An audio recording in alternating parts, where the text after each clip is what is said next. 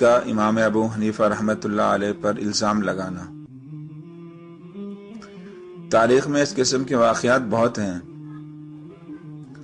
حاسدین نے سوچا کہ امام ابو حنیفہ رحمۃ اللہ علیہ کے دامن پر ایسا دھبا لگا دیا جائے کہ لوگ بدظن ہو جائیں، لہٰذا انہوں نے ایک جوان عمر بیوہ عورت سے رابطہ کیا کہ کسی ہیلے سے امام صاحب کو اپنے گھر بلائے، ہم تمہیں اس کے بدلے میں بھاری رقم ادا کریں گے۔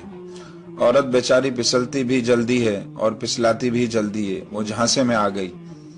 چنانچہ حضرت امام ابو حنیفہ رحمۃ اللہ علیہ جب رات کو گھر جاتے وقت اس عورت کے گھر کے سامنے سے گزرے تو عورت با پردہ ہو کر نکلی اور کہنے لگی، امام ابو حنیفہ، میرا خاوند فوت ہو رہا ہے، وہ کوئی وصیت کرنا چاہتا ہے، وہ وصیت میری سمجھ میں نہیں آ رہی، خدا کے واسطے آپ وہ سن لیں۔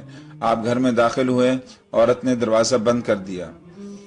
کمروں میں چھپے ہوئے حاسدین باہر آ گئے، کہنے لگے، ابو حنیفہ، آپ رات کے وقت ایک علیحدہ مکان میں اکیلی عورت کے پاس برے ارادے سے آئے ہیں۔ چنانچہ اس عورت کو اور امام اعظم کو لوگوں نے پکڑ کر پولیس کے حوالے کر دیا۔ حاکم وقت تک بات پہنچی تو اس نے کہا، نہیں، انہیں فی الحال حوالات میں بند کر دیا جائے، میں صبح کے وقت کارروائی مکمل کروں گا۔ امام اعظم اور اس عورت کو ایک تاریک کوٹری میں بند کر دیا گیا۔ امام اعظم باوضو تھے، لہٰذا نوافل پڑھنے میں مشغول ہو گئے۔ جب کافی دیر گزر گئی تو اس عورت کو اپنی غلطی کا احساس ہوا کہ میں نے اتنے پاک دامن شخص پر بہتان لگایا ہے۔ جب امام اعظم نے نماز کا سلام پھیرا تو وہ عورت کہنے لگی، آپ مجھے معاف کر دیں۔ پھر اس نے ساری کہانی سنا دی۔ امام اعظم نے فرمایا، اچھا، جو ہونا تھا وہ تو ہو چکا، اب میں تجھے ایک تدبیر بتاتا ہوں تاکہ ہم اس مصیبت سے چھٹکارا حاصل کر سکیں۔ اس نے پوچھا، وہ کیسے؟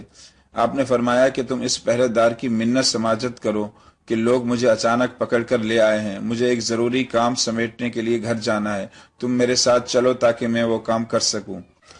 پھر جب پہرے دار مان جائے تو میرے گھر چلی جانا اور میری بیوی کو صورتحال بتا دینا تاکہ وہ تمہارے اسی برقعے میں لپٹ کر یہاں میرے پاس آ جائے۔ عورت نے رو دھو کر پولیس والے کا دل موم کر لیا۔ یوں امام صاحب کی اہلیہ محترمہ حوالات میں ان کے پاس پہنچ گئی ہوئی تو حاکم وقت نے طلب کیا کہ امام اعظم اور اس عورت کو میرے سامنے پیش کیا جائے۔ حاسدین کا جم غفیر موجود تھا۔ جب پیشی ہوئی تو حاکم نے کہا، ابو حنیفہ، تم اتنے بڑے عالم ہو کر بھی کبیر گناہ کے مرتکب ہوتے ہو۔ امام اعظم نے پوچھا، آپ کیا کہنا چاہتے ہیں؟ حاکم نے کہا کہ آپ ایک نامحرم عورت کے ساتھ رات کے وقت ایک مکان میں دیکھے گئے ہیں۔ امام صاحب نے فرمایا، وہ نامحرم نہیں ہے۔ حاکم نے پوچھا، وہ کون ہے؟ آپ نے اپنے سسر کی طرف اشارہ کرتے ہوئے فرمایا کہ ان کو بلاؤ تاکہ شناخت کریں۔ وہ آئے، انہوں نے دیکھا تو فرمانے لگے، یہ تو میری بیٹی ہے، میں نے فلاں مہینے میں ان کا نکاح ابو حنیفہ کے ساتھ کر دیا تھا۔